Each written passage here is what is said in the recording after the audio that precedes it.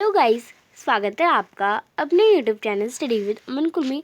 आज हम हैं director of education GNCT of Delhi की वर्कशीट नंबर 77 जो कि क्लास 9th के लिए है। सब्जेक्ट आपका सोशल साइंस है।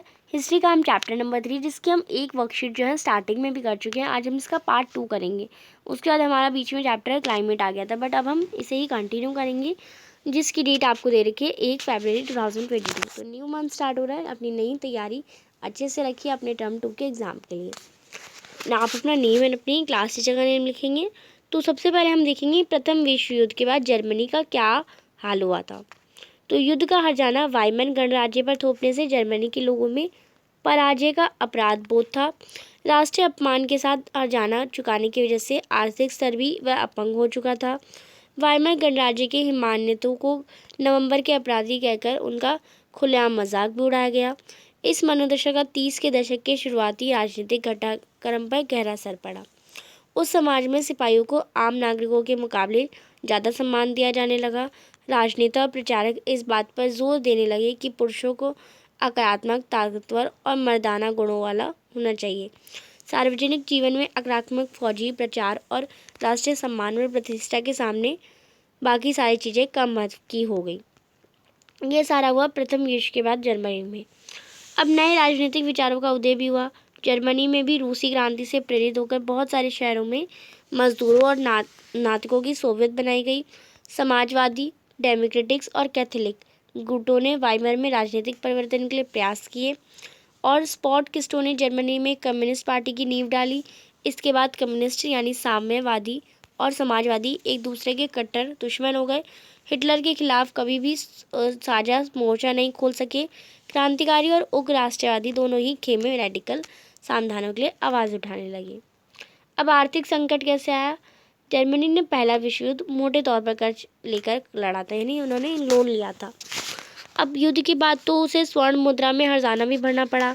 इस दोहरे बोझ से जर्मनी के स्वर्ण भंडार लगभग समाप्त होने की स्थिति में पहुंच गए। आखिरकार 1923 में जर्मनी ने कर्ज और हर्जाना चुकाने से इनकार कर दिया। जर्मन सरकार ने इतने बड़े पैमाने पर मुद्रा छाप दी कि मुद्रा मार्क का मूल्य तेजी से गिरने लगा। दिसंबर 1923 तक डॉलर 1 खरबा मार्क लगने लगा, यानी 1 खरबा आपको जानते हैं, यानी 1 मिलियन, यानी 10 लाख।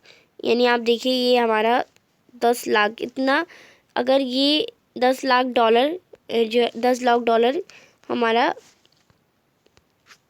$1 की वैल्यू 10 लाख मार्क हो गई। यानी जो जर्मनी के पैसे मार्क कहलाते थे तो 10 लाख यानी खरबी मार्क मिलने लगे। जैसे जैसे मार्क की कीमत गिरती गई, जरूरत की चीज़ें की कीमत आसमान छूने लगी। इस संकट को बाद में अति मुद्रास्फीति का नाम दिया गया, यानी क्योंकि बहुत ज़्यादा मुद्रास्फीति हो गई थी। जब कीमतें बेहिसाब बढ़ती गईं तो उस स्थिति को अति मुद्रास्फीति का नाम दिया जाता है।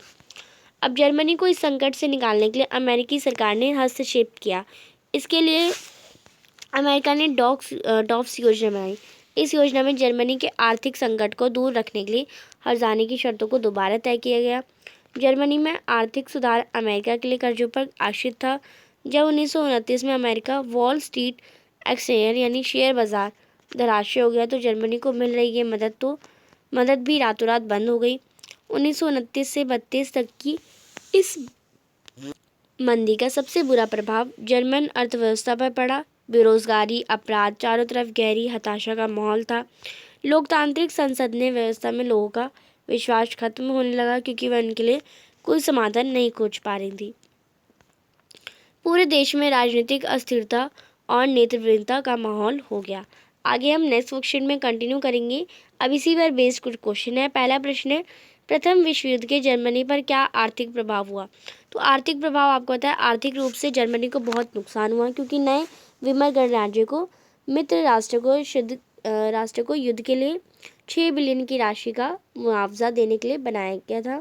दूसरा ये हुआ कि जर्मनी ने अपने विदेशी उपनिवेशों को खो दिया क्योंकि उन्हें संबंध शक्तियों के बीच जोड़ा और विताड़ित किया गया था।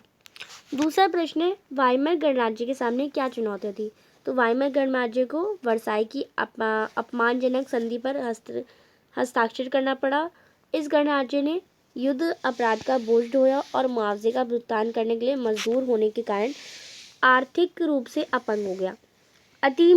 जो मुद्रास्फीति है वो ने जर्मन चिन्ह को मूल्यहीन बना दिया और आम आदमी के लिए अत्यधिक कठिनाई का कारण बना। तीसरा प्रश्न है, प्रथम विश्व युद्ध के बाद जर्मनी में आए नए राजनीतिक विचारों के क्या कारण थे? तो आप लिखेंगे, रूसी क्रांति से प्रेरणा लेकर जर्मनी के कई शहरों ने श्रमिकों और नाविकों की सोवियतें स्थापित की गई।